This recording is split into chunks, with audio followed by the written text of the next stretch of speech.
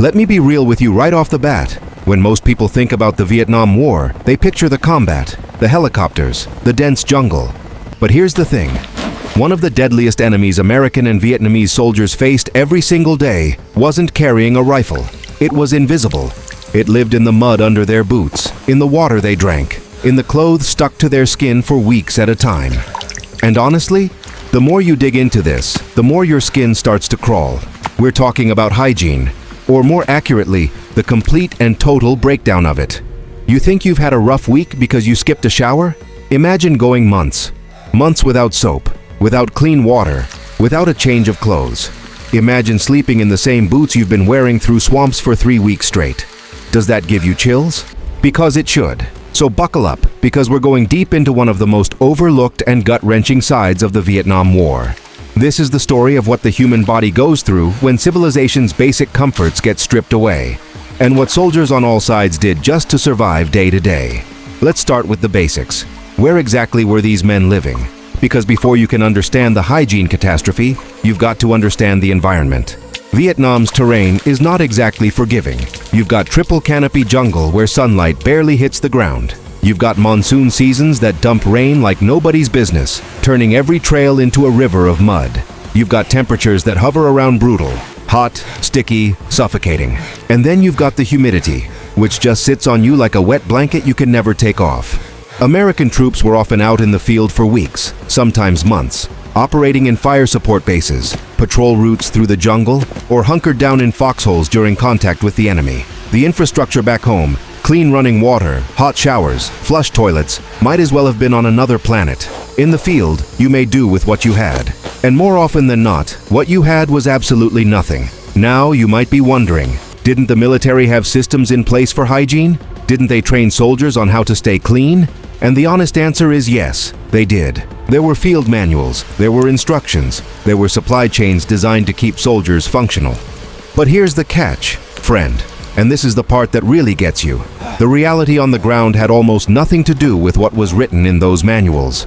Supply chains got cut off, bases got overrun, patrols went longer than expected, resupply helicopters couldn't land because of enemy fire or weather. And so what you had in theory and what happened in practice were two very different animals. So what did water access actually look like? Let's break it down. In more established base camps, places like Cam Ranh Bay or Long Binh, there were actual facilities, water purification units, showers, even if they were just barrels rigged up on a frame. But these were the exceptions, not the rule. For the infantry grunts actually humping through the bush, clean water was a luxury they rarely had. What they had were streams, rivers, puddles, honestly. And they had water purification tablets, little iodine pills that technically made water safe to drink, but did absolutely nothing for the taste. Veterans have described the water as tasting like swallowing a swimming pool. Can you imagine drinking that every single day? That being your only option? Some guys said after a while you got used to it. Others said you never did. You just got thirsty enough that it didn't matter anymore. And here's where it gets medically interesting. Because even with those tablets, soldiers were constantly getting sick from the water. Dysentery was rampant. We're talking severe gastrointestinal infections, diarrhea, cramping, weakness, the kind of thing that would put you in a hospital bed back home. But in the field, you just had to push through. There are accounts of entire platoons being hit with intestinal sickness at the same time. Everyone miserable, everyone weak, still having to move, still having to fight. Think about what that does to a unit's combat effectiveness.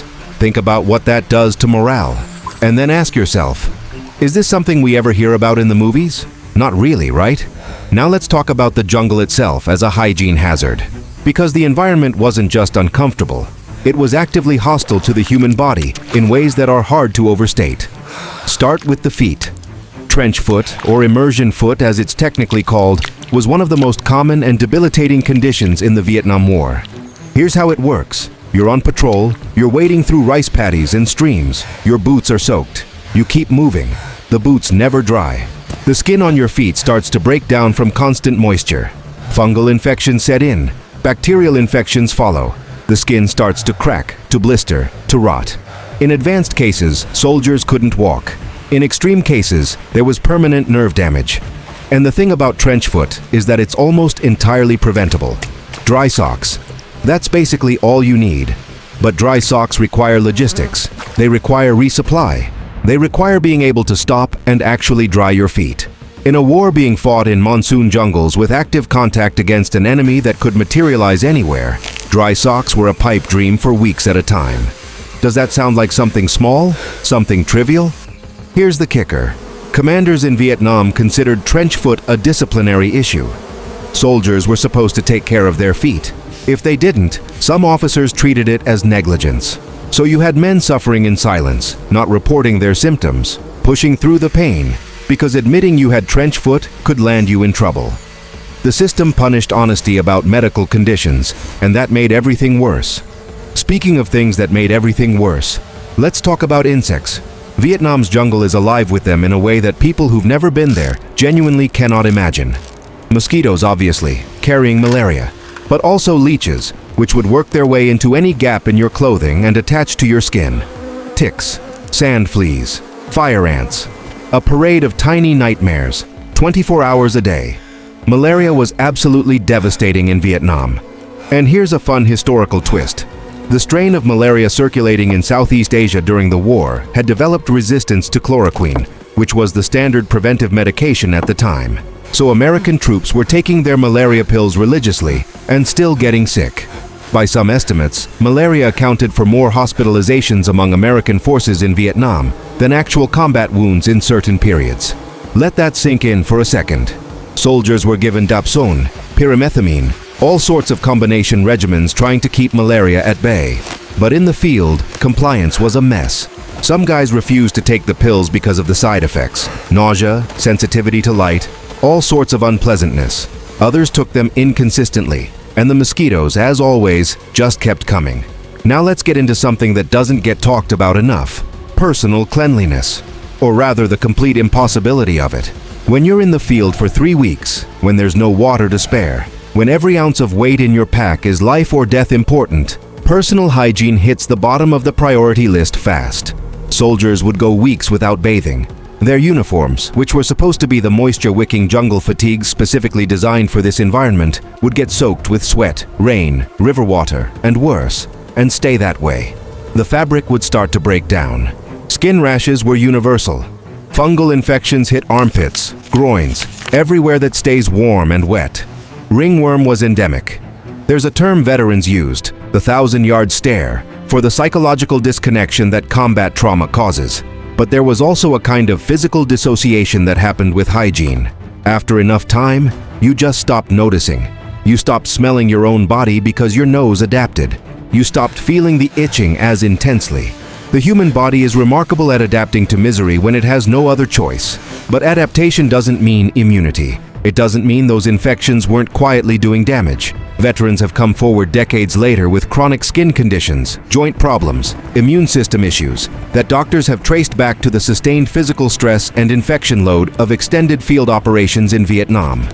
And what about dental hygiene? Yes, we're going there. Toothbrushes and toothpaste were in the standard hygiene kit that was supposed to be issued to troops. In practice, in the field, dental care was almost non-existent for guys on long patrols. Tooth decay, gum infections, abscesses. These things don't sound dramatic, but an untreated tooth abscess can become a life-threatening infection. There are documented cases of soldiers being medevaced, not because of combat wounds, but because of dental infections that got so bad, they became systemic. Can you imagine being evacuated from a combat zone because of a toothache? But that's what happens when basic hygiene breaks down over months. Now here's a dimension of this story that often gets overlooked entirely: the experience of South Vietnamese civilians and North Vietnamese and Viet Cong forces. Because this wasn't just an American hygiene crisis. The North Vietnamese Army and Viet Cong, despite being remarkably disciplined and resourceful, faced their own catastrophic hygiene challenges. Operating in the same jungle environment, often without even the limited supply chain the Americans had, NVA and VC forces dealt with malaria at rates that were arguably even higher than American troops. Some historical analyses suggest that disease, primarily malaria and intestinal infections, caused more casualties among North Vietnamese forces than direct combat did. They also had a technique that American forces found deeply troubling: the use of punji stick traps, which were sharpened bamboo stakes coated with fecal matter. The idea was that even a shallow wound from a punji stick would become infected and incapacitating.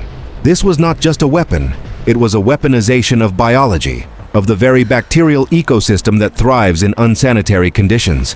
It was, in a horrifying way, a testament to how well those fighters understood what infection could do. Vietnamese civilians caught in the conflict zones faced their own nightmare. Villages that once had wells and basic sanitation got caught in the crossfire. The defoliation campaigns, particularly the use of herbicides to strip jungle cover, also contaminated water sources in ways that affected civilian populations for years, even decades, after the fighting stopped. Let's shift back to the American side and talk about what happened when guys did get back to a base camp with facilities. Because there's a fascinating psychological dimension here. Veterans have described the first real shower after weeks in the field as a religious experience. Not an exaggeration. That's the word they use. The simple act of standing under hot water felt like being reborn. And then there was the smell. When new guys, fresh troops just arrived in country, came into contact with veterans who'd been in the field, one of the first things they noticed was the smell. Not just body odor, but something deeper, something almost primordial. The smell of mud, of rot, of insect repellent, of whatever chemical cocktail the jungle and the body produced together over weeks. Veterans describe it as something you never forget and can never quite explain. That smell is, in a very real sense, the smell of a human body under sustained biological siege. It's what happens when the systems we've built to keep ourselves clean and healthy get stripped away, and the body is left to fend for itself against an environment that has been killing things for millions of years. There's also the question of latrines. The polite word for what in the field was basically just a hole in the ground. At established bases, there were actual latrine facilities, and one of the more notorious hygiene tasks in the Vietnam War was what soldiers called burning the waste. 50-gallon drums cut in half would be used to collect waste from latrines, and they had to be pulled out, doused with diesel fuel, and literally set on fire to destroy it. This job, which went by a name I won't repeat but you can probably guess, was universally hated and universally necessary. It was also, medically speaking, crucial, because fecal contamination of soil near living areas is one of the fastest ways to spread intestinal diseases through a population. In the field, there were no such facilities. You dug what you dug, and you moved on. And that, combined with the water contamination issues we talked about earlier, created a cycle of reinfection that was basically impossible to break. Now let's zoom out and ask the big picture question. What does all of this tell us? Why does it matter? Beyond the historical curiosity, beyond the grim details, what's the lesson here? I think the lesson is about the fragility of civilization. We talk about modern warfare in terms of technology, drones, satellites, precision munitions. But the Vietnam War is a reminder that beneath all the technology, warfare is still, at its core, a biological event. Human bodies in hostile environments, and those bodies have the same basic needs they've always had. Water, cleanliness, protection from infection. When those needs aren't met, not because of any one failure, but because of the compounding impossibility of meeting them in a jungle war with an unconventional enemy and a hostile terrain, the results are not cinematic. They're not dramatic in any conventional sense. They're slow and grinding and miserable. They're rashes and infections and parasites and rotting feet and bad water. They're the things no one makes movies about because they're not glorious. They're just hard. And for the veterans who lived through it, those are often the memories that stick. Not always the firefights. Sometimes it's the weeks without a shower, the boots that never dried, the water that always tasted like iodine, the constant itch, the constant discomfort that became so normal it stopped feeling like suffering and started just feeling like life. Doesn't that kind of break your heart a little? Because it should. The Vietnam War was fought on many fronts. There's the military history, the political history, the cultural history. But there's also this, the biological history, the story of human bodies pushed to their limits in an environment that wanted them dead, fighting not just an enemy, but the jungle itself, the water, the insects, the very air. And I think understanding that dimension, really sitting with it, gives you a more complete and more honest picture of what those soldiers, on all sides, actually endured. Not just the moments of chaos and courage, but the long grinding days between, the quiet biological war that never stopped, not for a minute, not for the entire duration of the conflict. So next time you turn on a faucet and clean water comes out, and it will, because you're here watching this, Maybe take a second, just a second, to appreciate what that means. What it actually represents in terms of human health and human dignity. Because a lot of men went to a jungle on the other side of the world, and for weeks and months at a time, they didn't have that. And the cost of that absence, in suffering, in sickness, in the long damage done to bodies and minds, is something history doesn't always put a number on, but absolutely should. Thanks for watching. If this one got under your skin, no pun intended, drop a comment below. Tell us what surprised you most. And if you want to keep going down this rabbit hole of forgotten history, stick around. There's a lot more where this came from.